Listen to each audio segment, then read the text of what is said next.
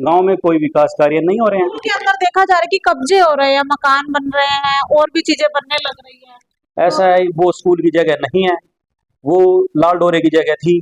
और ये जो मकान बने हुए हैं ये लाल डोरे में ही बने हुए हैं। ई टेंडरिंग सही है या गलत है?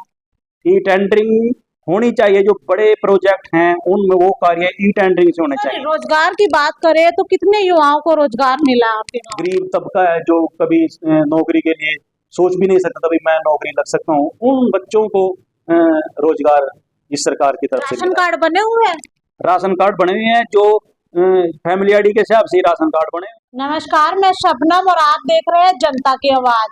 देश के अंदर सरकार बहुत सी योजनाएं चला रही है, लेकिन धरातल पर देखा जा रहा है कि उन योजनाओं का लाभ नहीं मिल पा रहा है। हम भी गांव गांव जा रहे हैं, गांव वासियों से भी बात कर रहे हैं, गांव के सरपंचों से भी बातचीत कर रहे हैं, लेकिन ज्यादातर देखा जा रहा है कि लाभ मिला है योजनाओं का तो सिर्फ 1-2% कोई।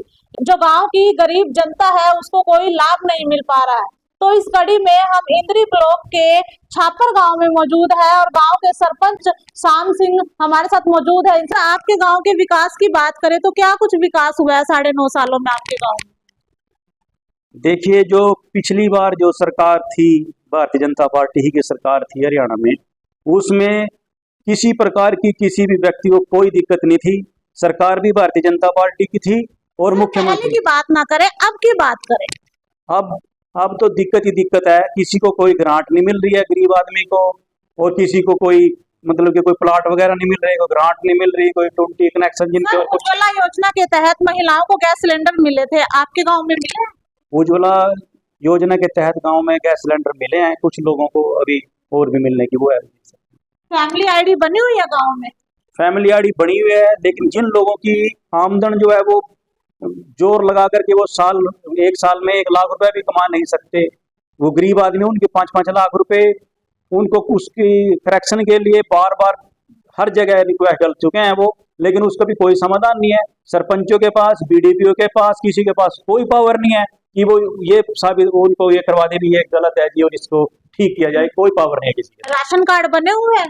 राशन कार्ड बने हुए हैं, जो फैमिली आईडी के हिसाब से राशन कार्ड बने हुए हैं, जो योग्य भी नहीं है राशन कार्ड लेने के उनको राशन मिल रहा है, और जो लोग विधवाएं हैं या जो बुजुर्ग हैं या जो अपाहिज हैं, जिनको लकवा वगैरह मार रहे हैं, जो कमाई नहीं सक रहे, उनके राशन कार्ड नहीं बन रहे हैं, वो ऐसे ही तड़पते फिर रहे।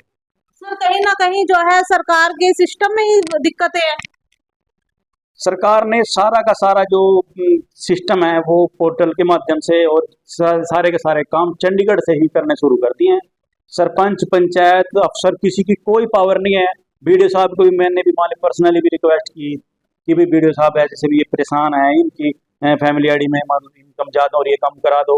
वो भी कहते हैं कि भाई हमारे पास कोई वो नहीं है, ये तो जो कुछ भी होगा आप रिक्वेस्ट सीएससी सेंटर से डलवाओ, ऊपर रिक्वेस्ट जाएगी, वो अपने हिसाब से देखेंगे। जैसे सर, पेंशन की बात करें तो दिव्यांगों की पेंशन बनी हुई है, जो महिलाएं हैं विधवा उनकी पेंशन बनी हुई है, बुढ़ापा पेंशन है, क्या सभी की पेंशनें बनी हुई है? जो पहले जो मान लो एप्लीकेशन वगैरह जाती थी जो बुढ़ापा पेंशन इनके पेंशनों के लिए, अब उसको तो कोई किसी प्रकार का वो नहीं है। अब तो फैमिली आईडी के हिसाब से जो 60 साल का व्यक्ति हो जाता है उसको मान लो पेंशन का अधिकार होता है, लेकिन वो भी मान लो कई महीने हो जाते हैं, उसको भी उसका कोई नाम नहीं आता। ऊपर से कोई कहते हैं ऊपर चंडीगढ़ से लिस्ट आएगी, भाई तुम्हारा नाम आएगा तब देखेंगे, यानी कि कोई किसी को श्योरिटी नहीं है कि भाई मेरी पेंशन कितने महीने तक, मान लो 60 साल की आयु होने के बाद भी बन जाएगी, ये कोई गारंटी नहीं है किसी को। सर, शिक्षा, स्वास्थ्य और रोजगार की बात करें तो गांव में जो स्कूल है वो कितने तक है?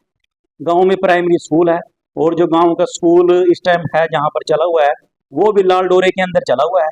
जो गांव के स्कूल की जगह थी वो पहले ही बहुत 70-80 साल पहले ही वो उस पर लोगों के मकान बने हुए हैं, और जो ये स्कूल जब अभी नई एसएसए की बिल्डिंग है, ये ग्राम पंचायत नहीं है, लाल डोरे के अंदर जो जगह होती है वो स्कूल के लिए दे दी थी, और गांव में कोई पंचायत की जगह भी नहीं है, और गांव में यानी कि इतना तो खेती योग्य भूमि है जो है अभी 2-1 एकड़। के अंदर देखा जा रहा है कि कब्जे हो रहे हैं, मकान बन रहे हैं और भी चीजें बनने लग रही है। ऐसा है, वो स्कूल की जगह नहीं है, वो लाल डोरे की जगह थी, और ये जो मकान बने हुए हैं ये लाल डोरे में ही बने हुए हैं, इनकी रजिस्ट्रियां हो रखी हैं, ये वैसे कब्जे नहीं है। ये तो मान लो पहले ही बहुत लंबे टाइम से ये यहाँ पर कब्जे इन्होंने किया था, और ये लाल डोरे के अंदर ये जो कब्जा जिसका उसी के पास है, तो ये स्कूल की जगह नहीं है। ऐसे कितने बच्चे हैं जो 5वीं के बाद जो है बाहर पढ़ने के लिए जाते हैं, कहाँ पढ़ने के लिए जाते हैं, पहले तो यही बता दो। जो यानी कि 5वीं के बाद जो बच्चे हैं वो पढ़ने के लिए यहाँ पर हमारे यहाँ से 2-2.5 किलोमीटर दूर स्कूल है खानपुर। मोस्टली बच्चे जो गरीबों के बच्चे हैं, जो शेड्यूल कास्ट या पिछड़ा वर्ग के जैसे बच्चे हैं, वो सभी यहीं पर जाते हैं, खानपुर स्कूल में, सरकारी स्कूल में जाते हैं। सर बेटियों की बात करें तो उनको बहुत ज्यादा मुश्किलें होती होंगी आने जाने में, और रोडवेज बस आती है आपके गाँव में? कोई रोडवेज की बस नहीं है। हमारा गांव जो है वो जो मेन रोड है उससे हटके है, यहाँ पर किसी प्रकार की बस की कोई सुविधा नहीं है। तो ऐसे तो बेटियां जो है कॉलेज तक भी नहीं जा पाएंगी, तो ऐसे में जो बेटियां हैं वो शिक्षा ग्रहण कैसे करेंगी? जो लड़कियां हैं वो मान लो कि जो माँ बाप है वही उनको छोड़ करके आते हैं, ये उनके भाई छोड़ करके आते हैं। वैसे बहुत यहाँ पर लोग जो है इतनी गरीबी मतलब कि वो नहीं है कि भाई उनको वहां तक वो मान लो नहीं ले जा सके साधन पे अपने। कुछ हैं जो तंग हैं, वो ऑटो के माध्यम से या किसी और दूसरे के बस वगैरह में जाती हैं लड़की। सामुदायिक स्वास्थ्य केंद्र है आपके गाँव में?